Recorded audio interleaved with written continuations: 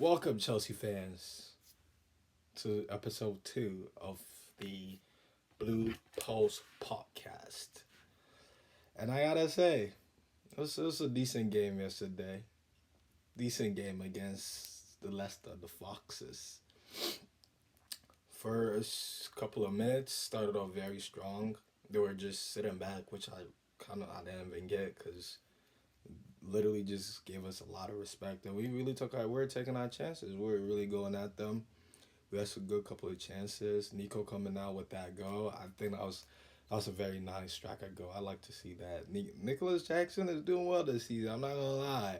I I admit I was one of the Nicholas Jackson haters last season because that man was wasteful in front of goal.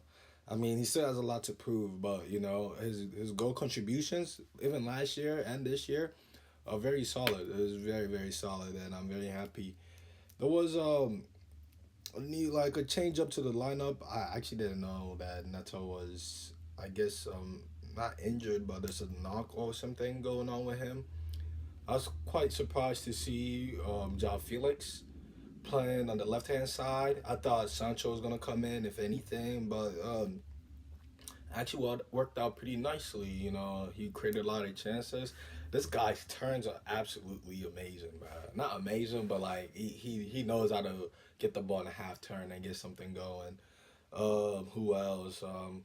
I think Enzo did pretty well. One goal, one assist. He was fun and he was finding Jao a lot. He was making those runs. He would do give and goes with Nani or even sometimes Jao Felix. I think he played pretty well. Defensively, he could do better, but hey, we bought him for creativity. He's doing the job, so I can't really complain. We just would love to see more consistency, and would love to see it on against the bigger teams. That goes for all players, but overall, not too much to complain about. Enzo, Caicedo's Caicedo, man. Moises, there's nothing we could change about Moises. Great player, played well. Um, Palmer had a decent game. Could have scored, but Noni got in the way. There's nothing. It happens. There's nothing you could do. I think Noni did pretty decent today. I mean not today. Yesterday he had some good chances. He also created. I mean, he scored an offside goal, which wasn't his fault. It was Carrillo was offside, but that's a good finish. I feel like he's getting a lot of slack for his end product being bad and everything, but I think this is it's gonna take some time for him to go into that position because last year he wasn't. It took some time before he really started starting games. This is his first full season as like a starter, so we should probably cut him some slack because it's not often where like having a winger that could go on both feet on both foot like Pedro Neto does. Granted, Pedro Neto's end product in terms of crossing and finishing can be very good, very good. Especially at Wolves, he had some very good contribution. But Nani's taking players on, left, right. It doesn't matter. On any foot, he's beating you, bro. Like we need that for that team. We need it. There's no doubt about it. Like he could do it. It makes the defender like just it gives him something to think about because it's like damn if I force him to the right, if I force him to the right side, he's gonna take the left. If I force him to the left, he's gonna take the right. What shall I do? Like you're always thinking on your feet. Like the defender's always at his mercy. I just wish you'd the finishing will be a little bit better. The cross will be a little better, but I think with time he will do better. But we need to cut him some slack, man. He's not as bad as people making him seem. Like his work. I like his work ethic. He's putting in work in the defense too. Like I can't really complain about that. But yeah, we would like to see some more goals from him instead of scoring the odd goals here and there. We'd like to see some more contributions for him. Um, I think Cucurella did a good job. He did a better job than Gusto does inverting in, to be honest. My stance on inverting, I just don't even want anybody inverting. I just want us to stick to just play defense. Defenders play defense, make your overlapping runs here and there, but like you have no business coming into the midfield. But if you are gonna do it, at least we want somebody that could cross the ball well or shoot the ball and not sky it. Like put the ball in frame and not sky it every time they're in a shooting position. But I think Cucurella found like the ball to Nicholas Jackson, for instance, which he got the header on, and Enzo ended up scoring on the follow up. That's a great cross. If Malo Gusto was in that position, I don't think that would be a I don't think that cross comes through.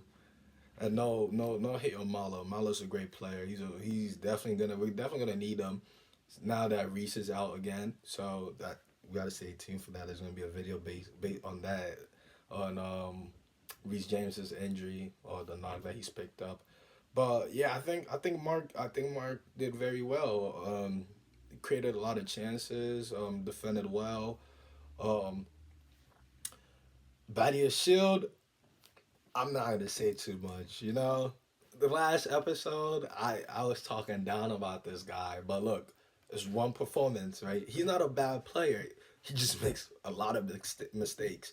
Like so yesterday's game, honestly, in the first like 20, 30 minutes or so, like they weren't really putting that much pressure on us. So like he didn't have much to do, but overall he did pretty decent. Like he had a good game. I'm not gonna come here and be like, oh my god, we need to start him every game, but it's better than it was before. His that game was better than some of the games he's had before. Like he's had some stinkers. I'm not gonna lie. Every Chelsea fan, if you watch Chelsea in and out, he's had some stinkers. So with Buddy Shield, I think it was a good performance, decent performance. Um, a little bit shaky there at the end in terms of like we were just getting what's the name attacked too many times. I don't like it. These type of games, I would like to see a 3-0, like a cruise control game, which it felt like that. Although, like even in the first half for instance, right? Although we're up one goal, it felt like we were winning by more because we're really dominant. But when the pressure started piling up on us, it made me a little bit nervous because I'm like, damn, like we played so well just to come out with just like a point in this game, that'd be crazy. Like that'd be mad. Um, now let's talk about the bad side. This man, Robert Sanchez, gotta go. There's no way. There's no other way around it. This man got to go. The ball he gave to Caicedo, and they're so funny because every time he's in like he makes these passes at least once a game. Oh no, not even once a game. At least once a half. Go watch every single Chelsea game he's been in this year so far, where there are defensive mid is tightly marked, right? He's very like tightly marked. You know damn well there's no way he could turn to. The only place he could play is back to you and put you even on more under more pressure. But for some reason, he chooses to make those type of passes. He gave the ball to Moses Caicedo when there's a defender literally on his back.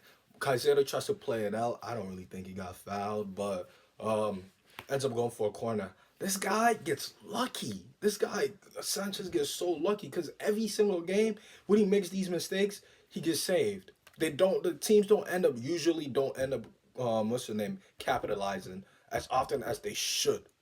Cause if it was like a very top side team, I guarantee like take Champions League for instance, the mistakes that Sanchez makes in the Prem every single game. If we play in the Champions League with Sanchez, that would be our downfall. That would literally be our downfall. Cause this guy just loves to give up the oppositions a chance to score.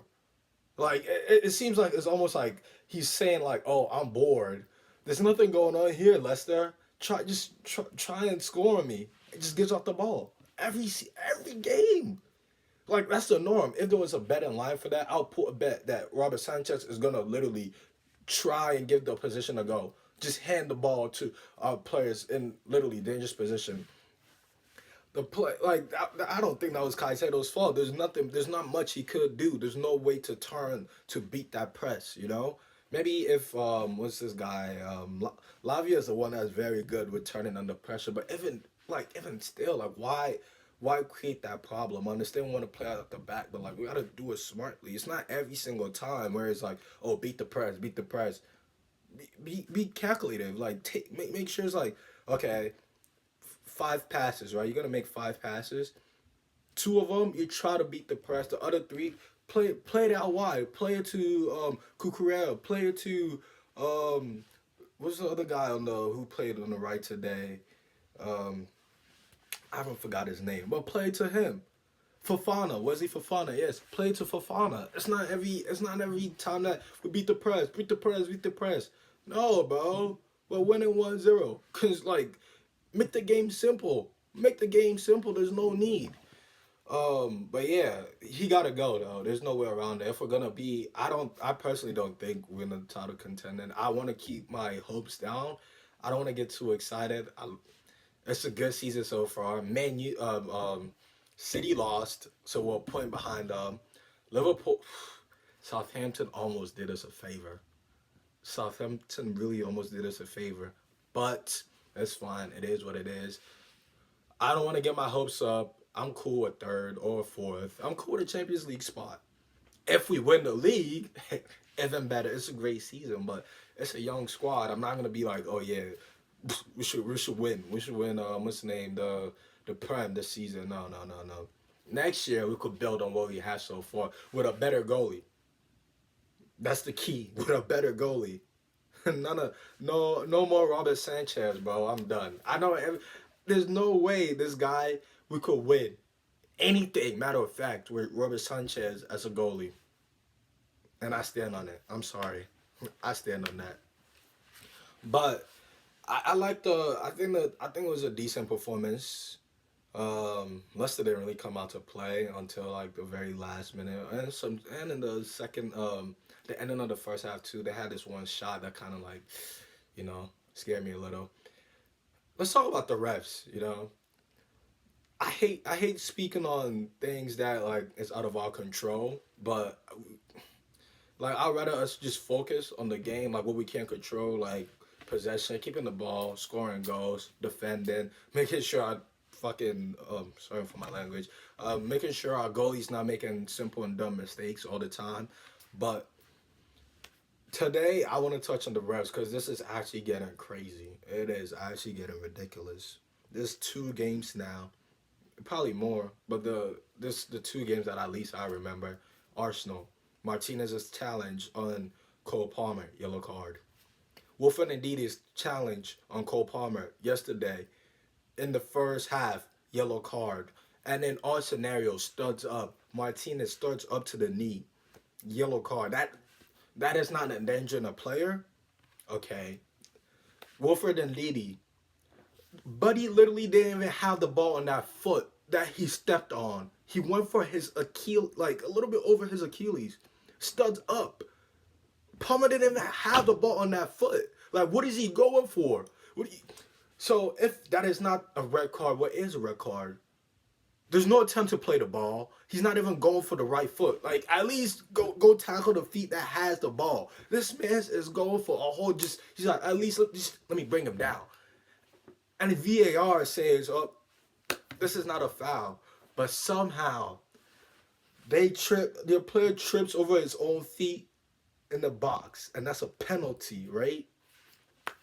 Let make it make sense. My whole frustration with the ref is like these tackles are gonna keep on happening to Palmer. Cause now players know like, yeah, if we do it, we're getting away with it. At the most, yellow card. And I'll take a yellow as a player, as in a position, they will take a yellow card and take out our best player. That's a good deal.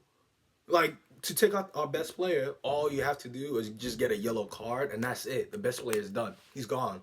He's gone for the game. Like that makes no sense, bro. They need to do better. Premier League refs need to do better, bro. This is outrageous. Not gonna lie, that's not this can't stand. But that's just my personal thoughts on the game. We have who do we even play? Oh, Aston Villa next. I think that should be a good game. Um, I'll probably do a review. I'll do a match review over that. Oh, we have a conference league match on Thursday, I believe. So yeah, that'll be interesting. But yeah, great game, great game. We in third. Life is good. Hopefully, we could create a little bit gap. But thank you Spurs for doing us a favor. City is in shambles, and I don't want to hear it. All this talk about we're missing key players. Oh no, blah blah blah. De Bruyne, this is left. No, no, no, no, no, man, no. Shut it. I don't want to hear it, man. I do not want to hear it. But hey, thank you, Tottenham. Hopefully y'all don't bring the same energy when when y'all come play us. But it don't really matter because we'll do it to you guys regardless. Even in our bad seasons, we'll do it to you. So yeah, you could try. But thank you guys for watching my video. Thank you for the views on the other episode. I try to bring out more content and planning on being active on social media too. So I'll probably post one of my social media handles once I get everything set up. I'll post some of my social media handles, and I could probably reach out to you guys from there. Thank you for the likes. Thank you for the subscribers. The six subscribers. You're the best. Thank you. Really appreciate it. Um, Go Chows. Let's get another dub. Top four. We love it.